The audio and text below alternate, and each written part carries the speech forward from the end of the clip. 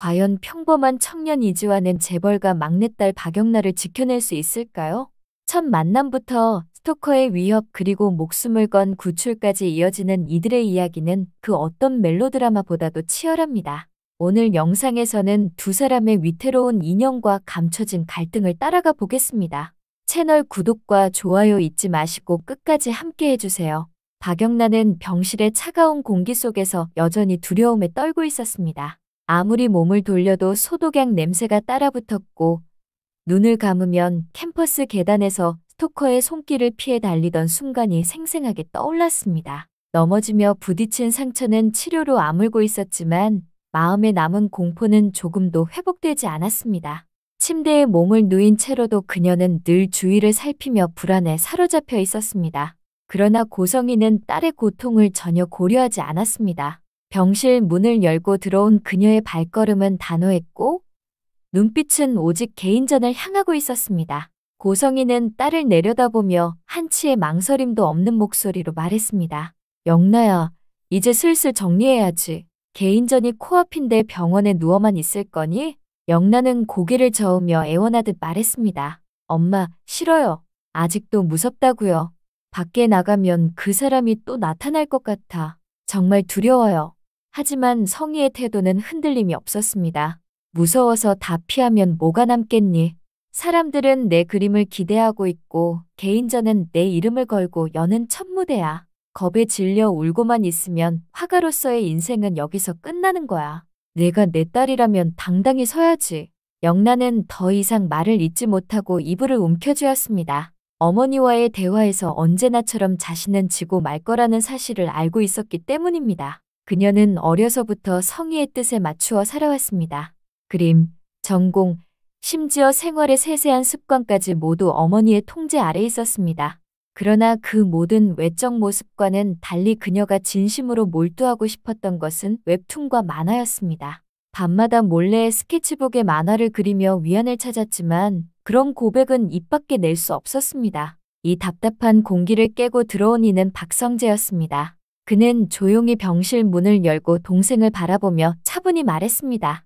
어머니, 지금 영란은 너무 불안합니다. 개인전이 중요해도 아이가 이 상태인데 억지로 퇴원시키는 건 위험합니다. 성희는 차갑게 눈을 돌리며 대꾸했습니다. 그럼 어쩌자는 거니? 기사도 없는데 혼자 두라는 거니? 세상 사람들이 알면 뭐라고 하겠니? 성재는 흔들림 없는 목소리로 답했습니다. 새 기사가 정해질 때까지 제가 직접 기사 역할을 하겠습니다. 제가 옆에 있으면 영란도 조금은 안심할 거예요. 오빠가 직접이요? 성재는 고개를 끄덕이며 말했습니다. 그래, 내가 두렵다면 내가 곁에서 지켜줄 것이다. 그러니 너무 불안해하지 마라. 하지만 성재는 오래 버틸 수 없다는 걸 알고 있었습니다. 회사 일과 집안일을 모두 떠맡고 있는 그가 기사 역할까지 하기는 현실적으로 불가능했습니다. 그는 곧 더 적절한 대안을 찾기 시작했습니다. 며칠 뒤 성재는 우연히 이수빈과의 대화에서 이지환이 현재 직업이 없이 백수라는 소식을 듣게 되었습니다. 지환 오빠요? 요즘 백수야. 일도 없고 집에만 있어. 그 순간 성재는 속으로 웃음을 지었습니다. 운동으로 다져진 체력, 순수한 성격 게다가 지역의 동생. 이보다 더 적합할 수는 없지. 그날 저녁 성재는 곧장 이지환에게 전화를 걸었습니다. 지환아, 시간 있지? 지금 좀 만나자. 얘기할 게 있어. 카페에서 마주 앉은 박성재는 본론을 꺼냈습니다. 지환아, 너가 내 동생 영란의 기사 자리를 맡아줬으면 한다. 내가 옆에 있으면 든든할 거다. 운동도 했고 믿을 만한 사람이니까. 이지환의 눈빛이 순간 번쩍 빛났습니다. 속으로는 드디어 기회가 왔다. 형이 집을 나간 후 아버지와 갈등만 남은 집안에서 내가 장남 역할을 해야 했는데 이제야 내 자리를 찾았다라는 생각이 스쳤습니다. 하지만 그는 그 감정을 드러내지 않고 일부러 허세에 섞인 말투로 대꾸했습니다. 그래? 알겠어. 형 부탁만 아니었으면 안 했을 거야. 다른 일 다 제쳐두고 형이 부탁하니까 하는 거야. 성재는 그 허세를 귀엽게 여기며 웃었습니다. 좋아. 그럼 내일부터 아침 9시까지 우리 집으로 와라. 영란와 함께 다니려면 서로 인사부터 해야 하니깐. 이지환은 고개를 끄덕였지만 마음속으로는 흥분을 억누르기 힘들었습니다. 그는 드디어 무언가를 해낼 수 있다는 확신을 느끼고 있었습니다. 가난한 집안의 아들이라 무시당했던 자신이 이제는 재벌가 막내딸의 곁을 지킬 위치에 서게 된 것이었습니다. 그날 밤 이지환은 집에 돌아와 거울 앞에 섰습니다. 새로 산 정장을 꺼내 입고 넥타이를 메어보았습니다. 평소 운동복 차림이 익숙했던 그는 낯선 모습에 잠시 어색함을 느꼈지만 그 모습이 주는 무게감에 스스로 놀랐습니다. 그래, 이제는 내가 우리 가족을 책임져야 한다. 내가 장남 역할을 해야 해. 절대 실수하지 않는다. 그러나 동시에 불안도 피할 수 없었습니다. 파혼 후 집을 나가 연락이 끊긴 형 지역의 모습이 떠올랐습니다.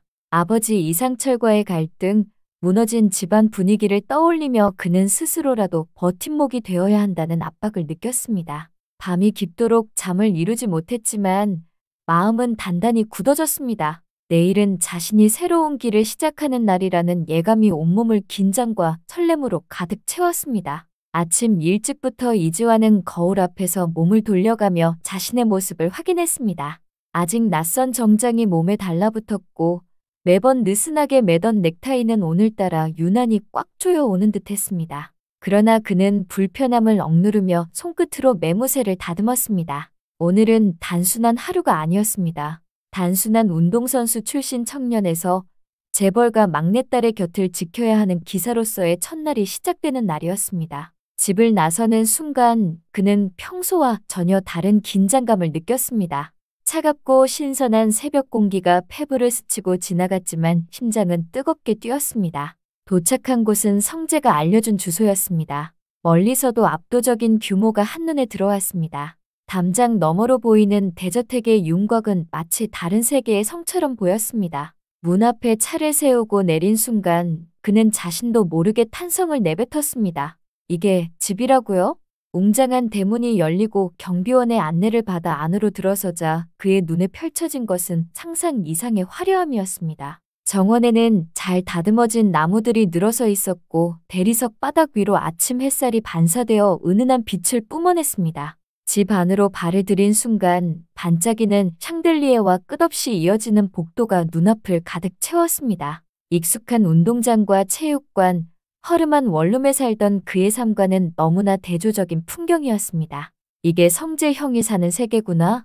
입이 다물어지지 않는 놀라움 속에서 그는 그제야 자신이 지금 어떤 책임을 맡게 되었는지 실감했습니다. 그 순간 규칙적인 발소리와 함께 고성이가 나타났습니다. 그녀의 걸음은 단정했고 표정은 차갑게 굳어 있었습니다. 손끝까지 정갈한 모습은 그녀의 완벽주의적 성격을 드러내고 있었습니다. 고성이는 이지환을 위아래로 살피며 부드럽지만 날카로운 미소를 지었습니다. 아, 당신이 성재 친구의 동생이라는 그 청년이군요. 운동도 잘한다고 들었습니다. 앞으로 우리 영나를 잘 부탁합니다. 순간 당황한 이지환은 허리를 굽히며 대답했습니다.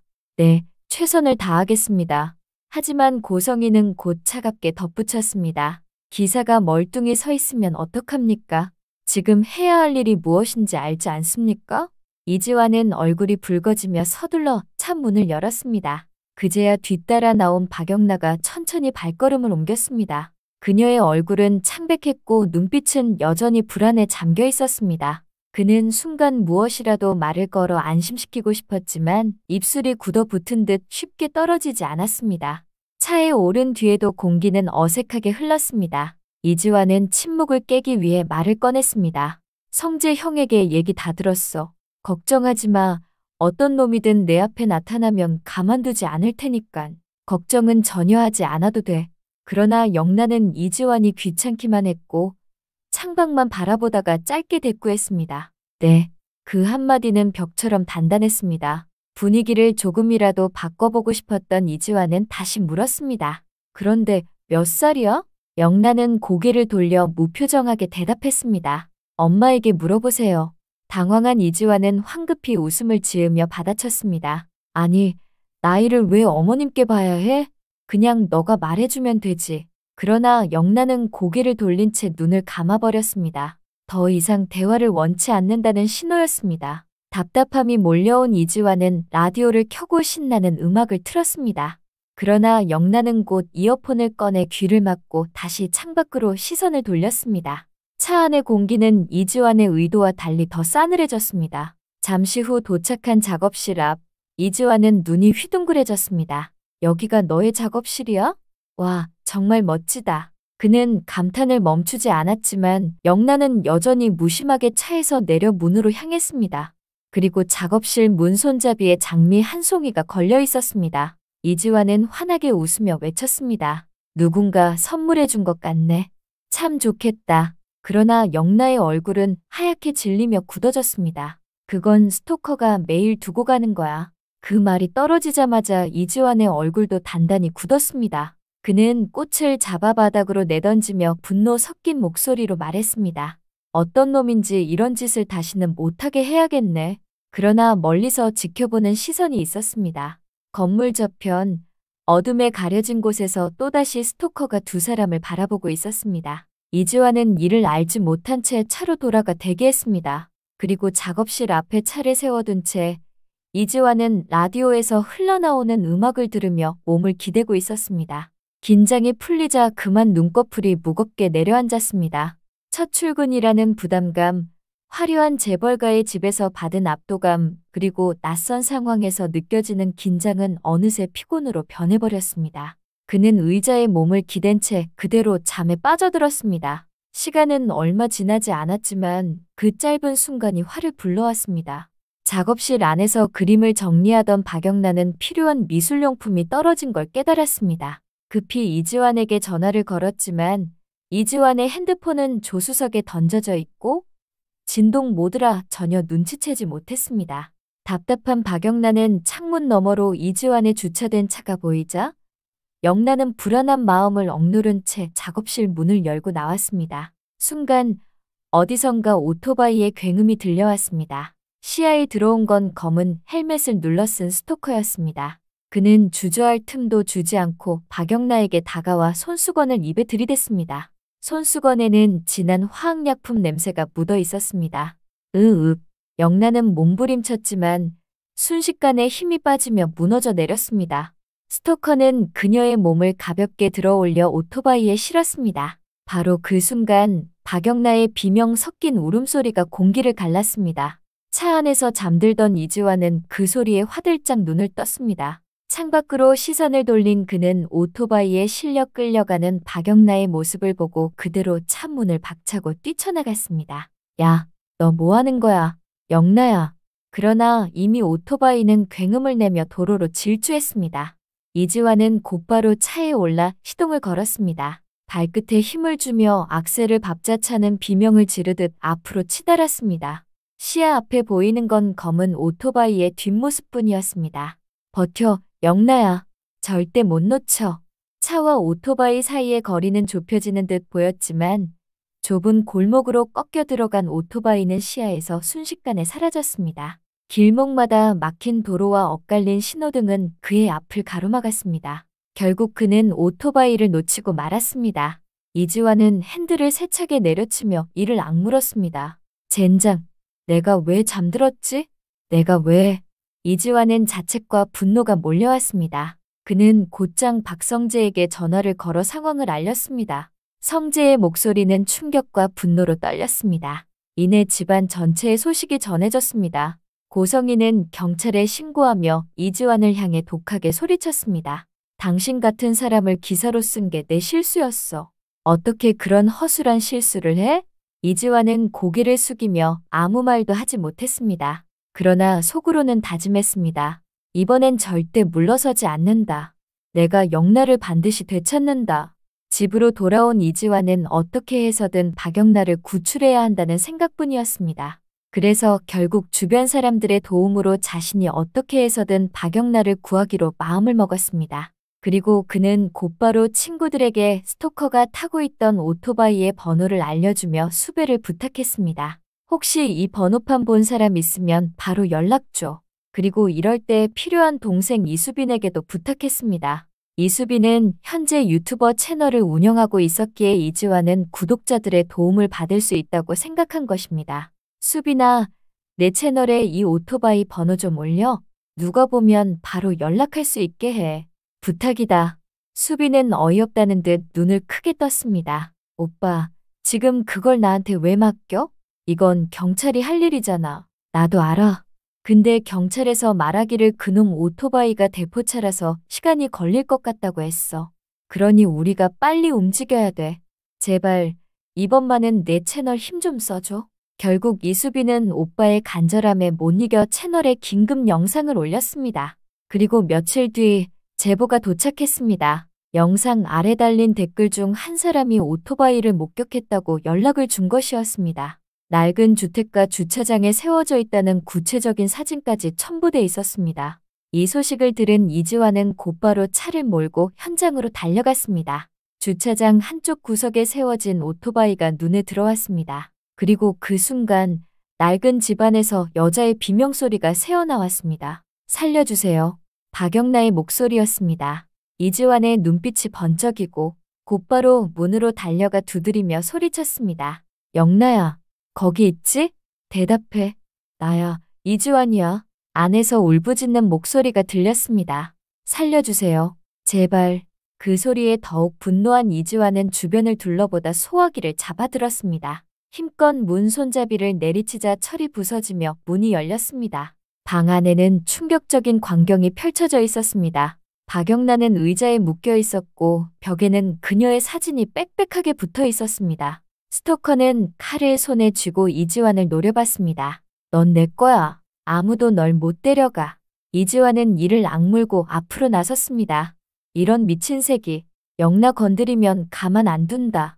스토커는 칼을 휘두르며 달려들었습니다. 이지환은 두 손으로 막아내며 몸싸움을 벌였습니다. 근육질의 몸이었지만 칼날의 위협은 쉽지 않았습니다. 결국 팔에 깊은 상처가 났고 붉은 피가 흘러내렸습니다. 그러나 그는 아픔을 참으며 스토커의 손목을 붙잡았습니다. 격렬한 몸싸움 끝에 마침내 스토커를 바닥에 눌러 제압했습니다. 숨이 거칠게 몰아쳤지만 이지환의 눈은 결코 흔들리지 않았습니다. 영란은 내가 지킨다고 했지. 너 같은 쓰레기한테 뺏길 수 없어. 바로 그 순간 이지환이 미리 신고해서 연락을 받고 도착한 경찰들이 박성재와 함께 들이닥쳤습니다. 스토커는 수갑에 채워졌고 박영란은 울며 이지환에게 달려왔습니다. 괜찮아요? 제발 눈 감지 마. 버텨요. 그러나 이지환은 깊은 상처 탓에 몸이 휘청이며 무너졌습니다. 마지막으로 힘겹게 미소를 지으며 속삭였습니다. 내가 무사해서 다행이야.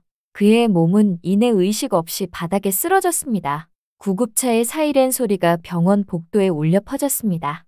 피로 물든 셔츠를 입은 채 들것 위에 실린 이는 이지환이었습니다. 그의 얼굴은 창백했고 팔과 옆구리에서는 여전히 피가 배어나왔습니다.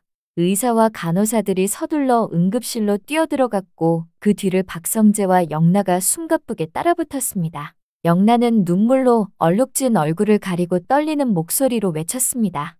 제발, 제발 살려주세요. 저 사람 제 목숨을 구했어요. 그러니까 꼭 살려주세요. 성재 역시 긴장으로 굳은 얼굴을 하고 동생 같은 이지환을 바라봤습니다. 지환아, 끝까지 버텨라. 내가 아니면 영란은 더 위험했을 거야. 반드시 살아야 해. 응급실 문은 굳게 닫혔고 복도는 정막으로 가득했습니다. 영란은 의자에 주저앉아 어깨를 들썩이며 울음을 삼켰습니다. 그녀의 뇌리 속에는 방 안가득 붙어있던 자신의 사진과 칼을 들이밀던 스토커의 눈빛이 떠올랐습니다. 그리고 피투성이가 되면서까지 자신을 지켜낸 이지환의 모습이 다시금 되살아났습니다. 시간이 흐르고 결국 수술실 불빛이 꺼졌습니다. 담당 의사가 걸어 나오자 박영란은 벌떡 일어나 손을 움켜쥐었습니다. 선생님, 어떻게 됐습니까? 의사는 지친 표정으로 고개를 끄덕였습니다. 다행히 위기를 넘겼습니다. 출혈이 많았지만 제때 막았습니다. 안정을 취하면 회복될 겁니다. 그 말을 듣자 박영란은 그제야 무너져 내리듯 바닥에 주저앉았습니다. 박성재가 동생을 부축하며 안심시켰습니다. 괜찮다. 지환이가 널 살렸고 이제 지환이도 살아났다. 그러니 너무 자책하지 마. 며칠 뒤 병실의 공기는 이전과 달랐습니다. 창문 너머로 들어오는 햇살이 따뜻했고 침대에 누운 이지환의 얼굴은 창백했지만 호흡은 안정돼 있었습니다. 옆에서 지켜보던 박영나와 박성재가 그의 깨어남을 확인했습니다. 지환아, 괜찮니?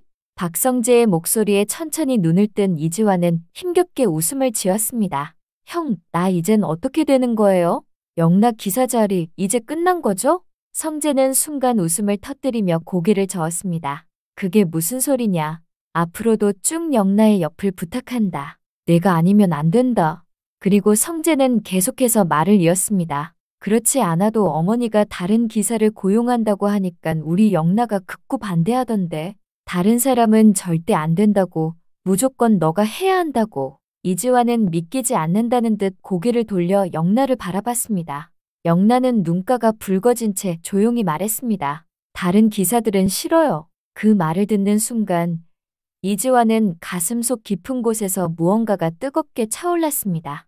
자신이 늘 느껴온 무력감과 열등감 그리고 허세로 가득 채워져 있던 마음이 무너져 내리고 대신 책임감과 진심이 자리 잡았습니다. 그는 미소를 띠며 짧게 대답했습니다. 알겠어. 앞으로는 절대 걱정하지 않게 해줄게.